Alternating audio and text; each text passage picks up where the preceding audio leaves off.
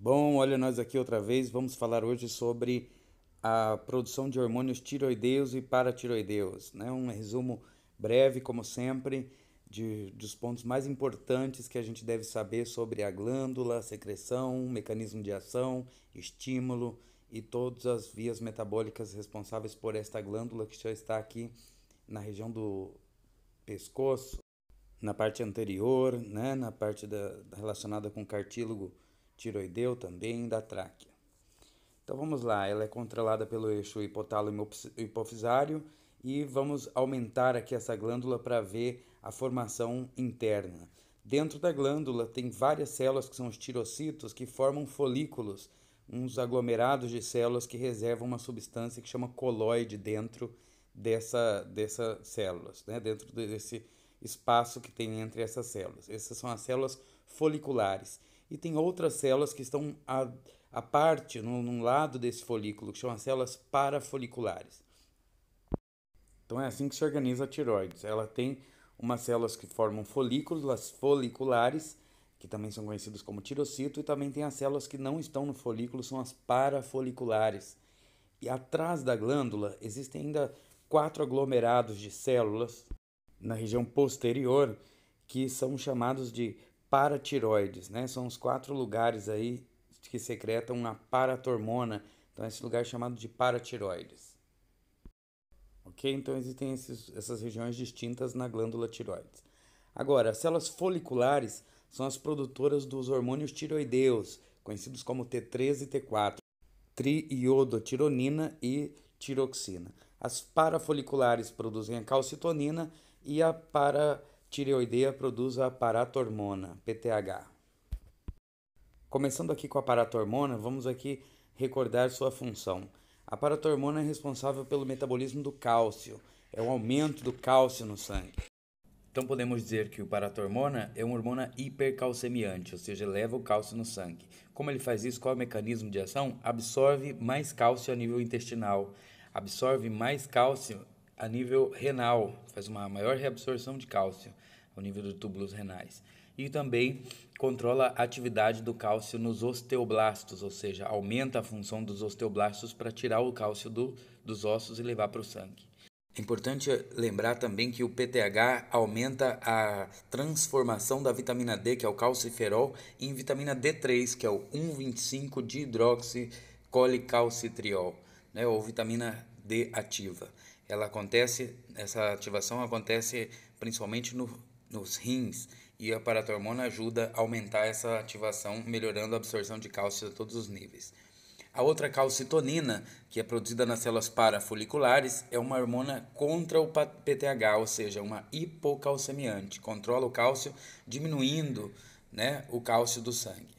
Finalmente, vamos falar sobre os hormônios principais da tireoide, que é o T3 e T4, triiodotironina e tiroxina.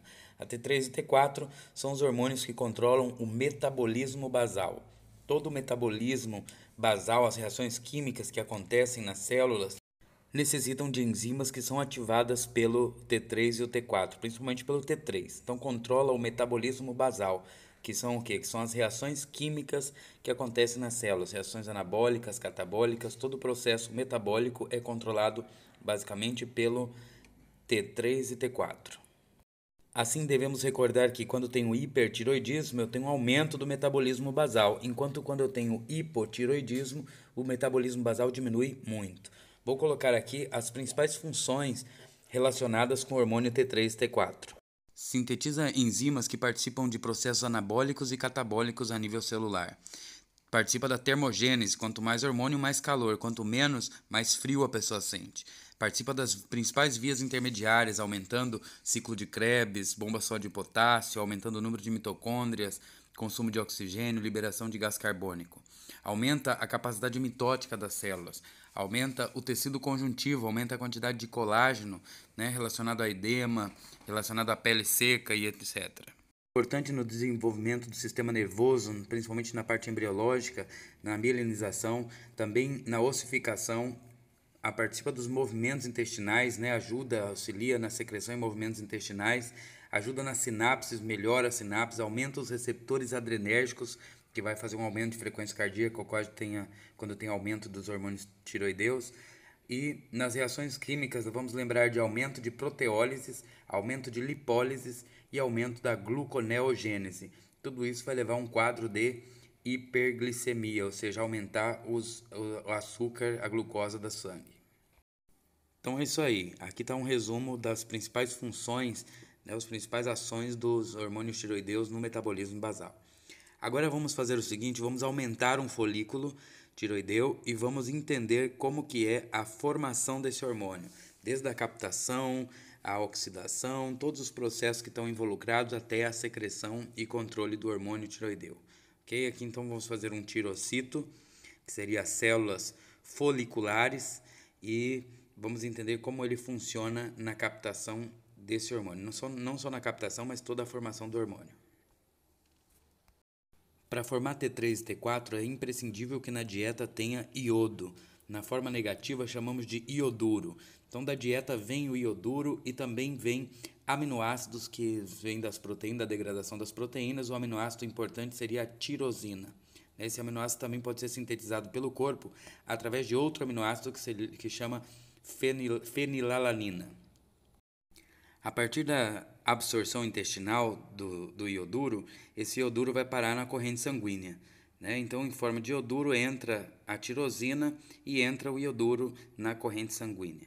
E depois vão ser captados pelos folículos tiroideus, pelas células foliculares ou tirocitos. E adivinha quem estimula essa captação? Claro que o hormônio TSH, ou seja, o hormônio estimulante da tireoide. Ele vai aumentar a ação da bomba só de potássio, que vai levar sódio para fora do tirocito e vai levar o potássio para dentro. Esse sódio indo para fora com muita rapidez vai causar uma diferença entre o potencial de membrana, que vai facilitar o trabalho de outra proteína que chama Syn-Port iodo sódio, a Syn ou a Nis, né? É uma proteína Syn-Port iodo sódio. Então, TSH estimula o tirocito, aumenta a atividade da bomba só de potássio, que cria um desbalance no potencial de ação da membrana, ou seja, na quantidade de sódio que está para fora, e aumenta a entrada de sódio e iodo por o NIS, por o Syn-Port iodo sódio. Depois, o iodo vai ser levado para dentro do coloide a partir de uma proteína que chama pendrina, e a pendrina intercâmbia iodo por cloro. Esse é o primeiro processo, a primeira fase da toda a produção, que chama fase de captação, ou processo de captação do folículo, não? do folículo tiroideu. Agora, com o ioduro dentro do coloide, ele vai sofrer um segundo processo que chama oxidação. Ele vai se transformar em um ioduro, de ioduro vai se transformar em iodônio, ou seja, um íon iodo, que vai facilitar o próximo processo, né? Então ele vai ficar capacitado para entrar em contato com a tiroglobulina. A tirosina entra nas células do folículo, passa pelo retículo endoplasmático rugoso e se une a uma proteína globular e forma lá a tiroglobulina. Então, uma proteína globular formada através de várias tirosinas e uma globulina, e ela vai ser a proteína principal aqui no processo de formação dos hormônios tiroideus. Vou aumentar aqui um pouquinho essa molécula, uma parte da molécula de tiroglobulina, e a gente vai ver como seria a montagem dos hormônios T3 e T4. Na tiroglobulina estão presentes vários aminoácidos tirosina, né? E esses aminoácidos aí vão receber o iodo. Então esses são os aminoácidos que eu estou representando aqui com esses hexágonos, que são as tirosinas. E agora o iodo vai se unir a essas tirosinas. Quando se une um iodo a uma tirosina, eu vou chamar de monoiodotironina. Se une dois iodos na molécula de tirosina, eu vou formar diiodotironina. E quando eu tenho uma monoiodotironina com uma diiodotironina, eu vou formar T3. E quando eu tenho uma diiodotironina com outra diiodotironina, eu vou formar a tiroxina ou a T4. Né? Então esse processo aí chama de iodação, né? O primeiro processo seria a iodação e o segundo processo também conhecido como acoplamento.